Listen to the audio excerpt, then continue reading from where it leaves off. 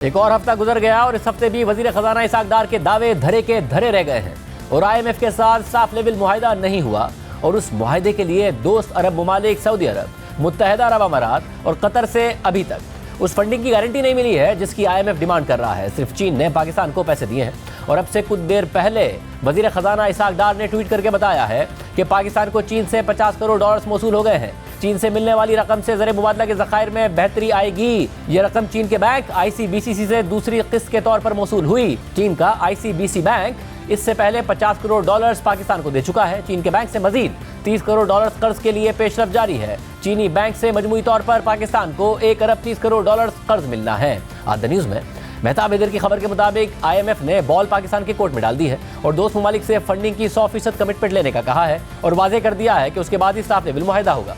इसी दौरान IMF की डिमांड्स के हवाले से कयासराइयाँ होती रही हैं।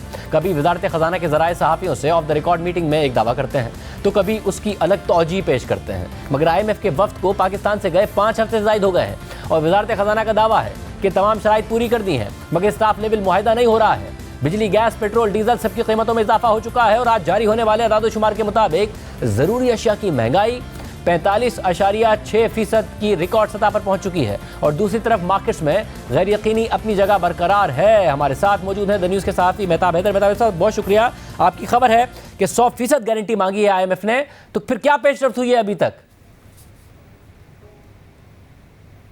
देखिए सर, ये बुनियादी तौर पे जो लास्ट 7th और 8th रिव्यू हुआ था तो वहाँ पे एग्जीक्यूटिव बोर्ड की मीटिंग में उनके रिप्रेजेंटेटिव जो ममालिक के थे उन्होंने एश्योरेंसेस करवाई थी कि वो पाकिस्तान की एडिशनल डिपॉजिट्स और इन्वेस्टमेंट की सूरत में जो एक्सटर्नल फाइनेंसिंग का गैप है वो फिल करेंगे।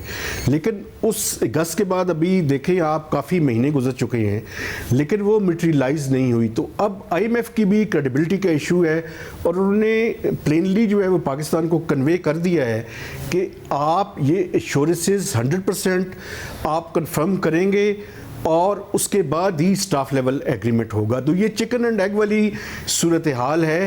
हालांकि बेसिकली बैलेंस ऑफ पेमेंट के क्राइसिस का मतलब ही ये है कि IMF जो है वो एक्सटर्नल साइड की जितनी भी चीज़ें हैं उनको फिल करने में पाकिस्तान की मदद करेगा। लेकिन उन्होंने IMF ने पाकिस्तान को कह दिया है कि आप ये एश्योरेंसेस लेकर आएँ और आपके कोर्ट में जो है वो बॉल है। तो अब देखना ये है कि ये पहले भी हम इस आपके प्रोग्राम में ये इस इशू को रेज कर चुके हैं, अभी तक ये नहीं हुआ और इसी वजह से स्टाफ लेवल एग्रीमेंट के बढ़ने में ये एक मेजर स्टम्बलिंग ब्लॉक बन चुका है। चीन से तो पैसे आना शुरू हो गए, हुकूमत ने हर सतह पर कोशिश की है, फिर भी क्या दोस्त अरब ममालिक की तरफ से कोई कमिटमेंट नहीं मिल रही है?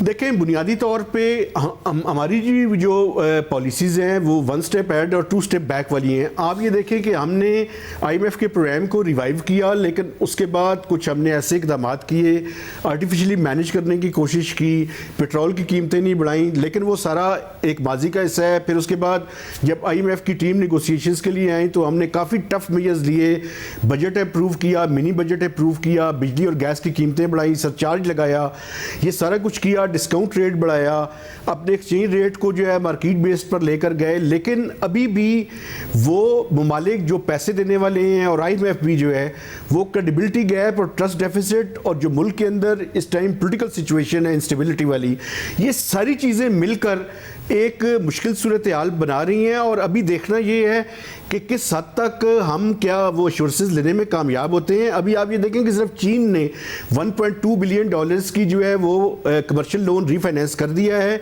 $500 मिलियन की जो डॉक्यूमेंट्स हैं वो दोनों साइड्स पे एक्सचेंज हो चुके हैं और $300 मिलियन भी चंद दिनों में आ जाएगा। तो ये मिलाकर $2 बिलियन की चाइनीज़ रीफाइनेंसिंग तो हो गई है। इसके अलावा $2 बिलियन का डिपॉजिट भी है जो 23 मार्च को जो है वो मैच्योर होगा और उसकी भी इंश्योरेंसेस चाइना ने करवा दी है कि वो कर देंगे। लेकिन सऊदी अरब से, UAE से और कतर से वो एश्योरेंसेस अभी तक हमें हासिल नहीं हुई और जब तक वो हासिल नहीं होंगी तब तक स्टाफ लेवल एग्रीमेंट नहीं होगा। तो वजारत खजाना है, कभी 2 दिन कभी अगले हफ्ते, ये बार बार दावा करती थी, अब भी कोई दावा कर रहे हैं या मुकम्मल गैर यकीनी है?